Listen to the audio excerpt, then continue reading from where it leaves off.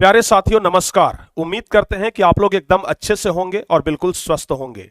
आज के इस वीडियो में हम बात करने वाले हैं हमारे प्रधानमंत्री नरेंद्र मोदी जी की मां हीराबेन मोदी के बारे में, जिनका हाल ही में स्वर्गवास हो गया। यह हमेशा हमेशा के लिए हमारे धरती को छोड़ करके चली गई, लेकिन इनकी यादें आज पूरे देश में नहीं बल्कि विदेशों में भी इनकी गाथा गाई जा रही है। लोग इन्हें बहुत ज्यादा मिस कर रहे हैं। लोग इन्हें और इनके द्वारा किए गए कुछ महत्वपूर्ण कामों को बहुत ही ज्यादा याद कर रहे हैं। तो आखिर इन्होंने कौन सा ऐसा काम किया कि इनकी गाथा आज पूरे भारत देश में ही नहीं बल्कि पूरे विदेशों में गाई जा रही है। मिसाल दिया जा रहा है कि महिला हो तो ऐसी, मां हो तो ऐसी।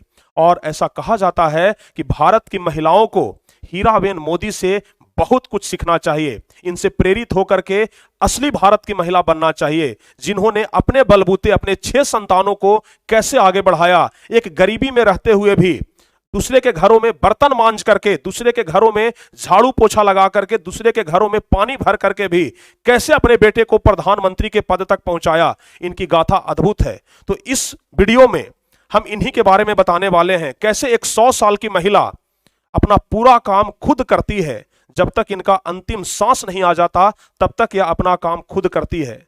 जिनके बेटे प्रधानमंत्री हैं लेकिन फिर भी दिल में रत्ती भर भी घमंड नहीं, ऐसी महिला को सबसे पहले तो सत सत नमन है। आजकल किसी एक माँ का बेटा अगर कोई अच्छे पोस्ट पर चला जाता है तो उनकी माँ का पग जमीन पे नहीं रखाता है, उनके पिताजी का पग जमीन पे नहीं रखाता है, पूरे घमंड के साथ पूरे अकड़ करके चलते हैं। और हीराबेन मोदी एक ऐसी अद्भुत मां, जिनका बेटा भारत के सबसे ऊंचे पोस्ट प्रधानमंत्री के पद पर है, जिनका बेटा देश में ही नहीं बल्कि विदेशों में सबसे चर्चित सबसे पॉपुलर प्रधानमंत्री, लेकिन उनकी मां एक सादगी का जीवन व्यतीत करती है, अपना काम खुद करती है। अगर चाहती तो इनके चारों तरफ नौकर चाकर रख सकते थे। नरेंद्र मोदी लाख प्रयास किए कि यह हमारे साथ रहें, ऐशो आराम की जिंदगी जिए, लेकिन हीराबेन मोदी हमेशा सादगी के साथ जीना पसंद करती थी, गांव की महिलाओं के साथ जीना पसंद करती थी। और इन्होंने अपने बलबूते अपने 6 संतान को आगे पाला और एक संतान को प्रधानमंत्री भी बनाया। तो आज इन्हीं के बारे में हम लोग पूरा कहानी जानेंगे कि क्यों आखिर यह महिला इतना खास है, क्यों हमारे प्रधानमंत्री जी की मां की गाथा सभी जगह गाई जा रही है। इन्हीं के बारे में हम चर्चा करेंगे। सबसे पहले हम आपको बता दें एक अद्भुत बात कि यह 100 साल की हो चुकी थी। हाल ही में 18 जून 2022 को इन्होंने अपना 100वां जन्मदिन मनाया था और प्रधानमंत्री नरेंद्र मोदी इनसे मिलने के लिए भी गए थे। प्रधानमंत्री नरेंद्र मोदी इनसे जब भी मिलने के लिए जाते थे, हीराबेन मोदी प्रधानमंत्री नरेंद्र मोदी के हाथों में 100 रुपए का नोट, 500 रुपए का नोट थमा देती थी। आप लोगों को अक्सर देखा ऐसा जाता है, आप लोग अक्सर ऐसा देखते होंगे कि जब भी एक बेटा अपने मां से मिलने के लिए जाता है और जब बेटा मां से दूर होने लगता है ना, तो मां अपनी ममता के कारण, चूंकि आपको पता है कि मां को ममता का समुद्र कहा जाता है, अपने बेटे के हाथ में कुछ पैसे धरा देती है। और हमारी हीराबेन मोदी भी वैसे ही थी। उनको शायद पता था कि हमारा बेटा भारत का सबसे सर्वोच्च नागरिक, ऐसे तो भारत का सबसे सर्वोच्च नागरिक राष्ट्रपति को कहा जाता है, लेकिन प्रधानमंत्री भी उनसे कम नहीं है। तो उनको पता था कि हमारा बेटा प्रधानमंत्री है, फिर भी जब भी वह हीराबेन मोदी से मिलने आती, हीराबेन मोदी उनके हाथों में कुछ रुपए का नोट धरा देती थी, जैसा कि आप लोगों को यहां पर पिक्चर में देखने के लिए मिलेगा। देख रहे हैं कि यहां नरेंद्र मोदी अपने मां से मिलने के लिए आई है और मां उन्हें 500 रुपए का नोट थमा रही है कि बेटा रखो, कुछ खा पी लेना।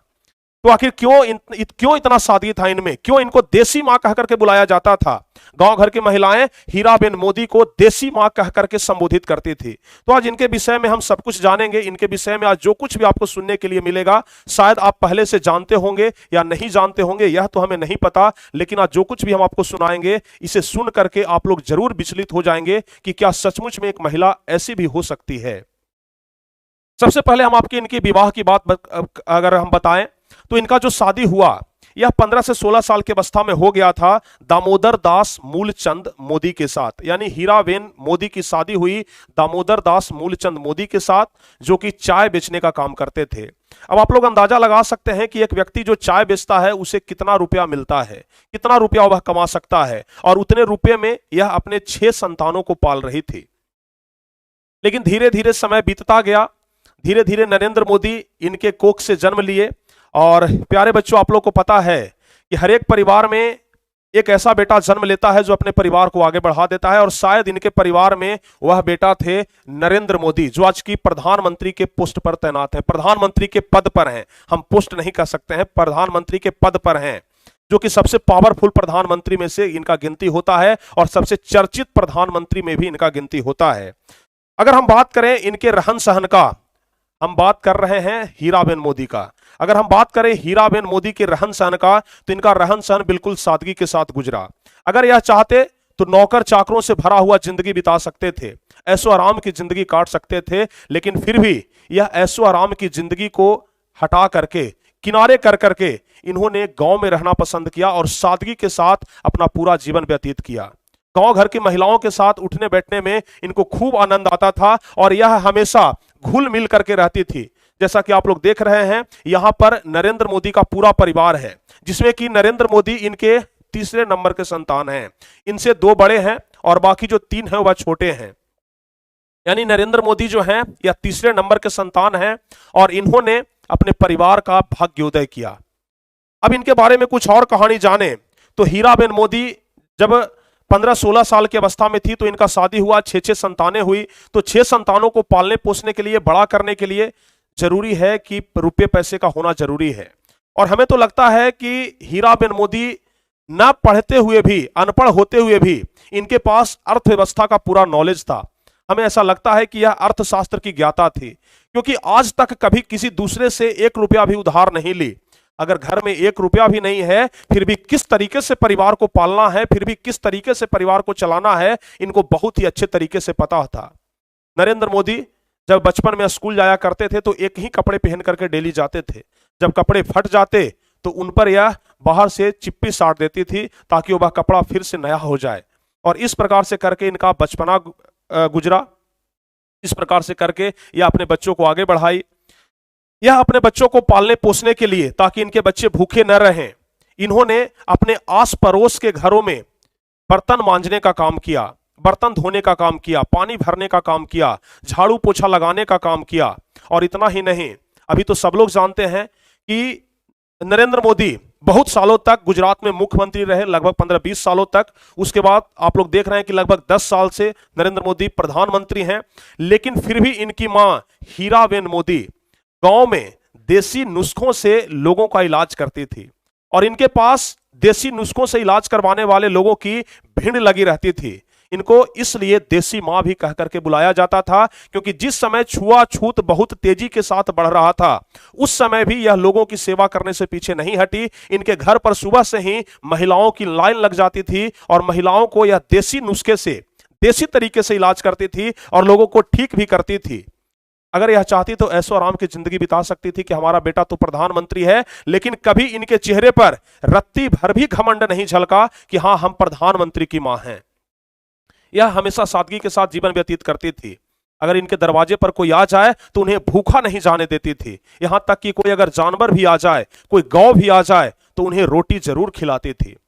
प्यारे बच्चों, आप लोगों को यह भी जानकारी होगा कि नरेंद्र मोदी की मां हीराबेन मोदी हमेशा महिलाओं के साथ घुल मिल करके रहती थी और हमेशा यह जब नरेंद्र मोदी जी का समाचार सुनती थी या फिर नरेंद्र मोदी को टीवी पर देखती थी, तो जिस तरीके से आम लोग बैठ करके देखते हैं, बीच में यह भी प्लास्टिक के कुर्सी पर बैठ करके ही देखती थी। अगर यह चाहती तो आराम से सोफे पर बैठ करके भी टीवी देख सकती थी, लेकिन नहीं, हमेशा यह सादगी के साथ जीवन व्यतीत की और हमेशा यह टीवी पर नरेंद्र मोदी को देखती थी। एक अनपढ़ महिला थी, पढ़ी लिखी नहीं थी, लेकिन अर्थव्यवस्था का पूरा ज्ञान था कि कैसे एक परिवार को चलाया जाता है। हमेशा अपने बच्चों को अच्छा संस्कार देती, हमेशा अपने बच्चों को बताती कि कैसे दूसरे को भलाई करना है। इनके बारे में एक कहानी बहुत ज्यादा चर्चित है। बचपन में नरेंद्र मोदी जी के भाई पंकज मोदी अपने एक दोस्त को लेकर के घर पर आते हैं, जिनका कोई नहीं था, माए बाप कोई नहीं था। बचपन में जब इनको घर लेकर के आए तो अपनी मां से बोले कि मां, हमने आज अपने एक दोस्त को लाया है जिसका कोई नहीं है, ना आगे नाथ न पीछे पगहा। यानी कि न तो इनका मां है, न तो इनका बाप है, न तो भाई है, न तो बहन है, यह बेचारा बिल्कुल अनाथ है। जैसे ही यह बात नरेंद्र मोदी की मां हीराबेन मोदी सुनी तो तुरंत बोलती है, आज से हमारा 6 नहीं बल्कि 7 संतान है। आज से हम समझेंगे कि यह भी हमारा बेटा है। और जब उनका पालन पोषण करना शुरू की तो अपने बेटे से रत्ती भर भी कम उनका पालन पोषण नहीं की। अपने बेटे के जैसा पाल पोस के उन्हें बड़ा की। तो इनकी मिसालें जितना दी जाए ना वह बिल्कुल कम है। इनके बारे में ऐसी अनेकों कहानियां हैं, अनेकों कथाएं हैं, जिसे शायद सुनाते सुनाते 2 घंटा 4 घंटा का भी वीडियो बन जाए तो शायद वह खत्म नहीं होगा। अद्भुत कहानियां हैं और अद्भुत महिला हैं यह। ऐसा कहा जाता है कि हमेशा एक महापुरुष के कोख से ही महापुरुष का जन्म होता है, और हमें लगता है कि वो हीराबेन मोदी एक महापुरुष थी जिन्होंने नरेंद्र मोदी जैसे महापुरुष को जन्म दिया।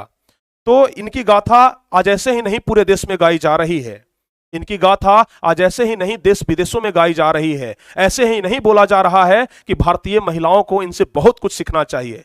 आज क्या होता है आजकल के समाज में, अगर किसी का बेटा डॉक्टर बन जाए, इंजीनियर बन जाए, दरोगा बन जाए, या फिर कोई भी छोटे बड़े पोस्ट पर चला जाए, उनके माँ बाप की अकड़ सातवें आसमान पर होती है, जमीन पर वह पैर नहीं रखते हैं। उन्हें लगता है कि हमारा बेटा तो ये कर लिया वो कर लिया, लेकिन इनका बेटा प्रधानमंत्री है, लेकिन फिर भी घमंड रत्ती भर नहीं।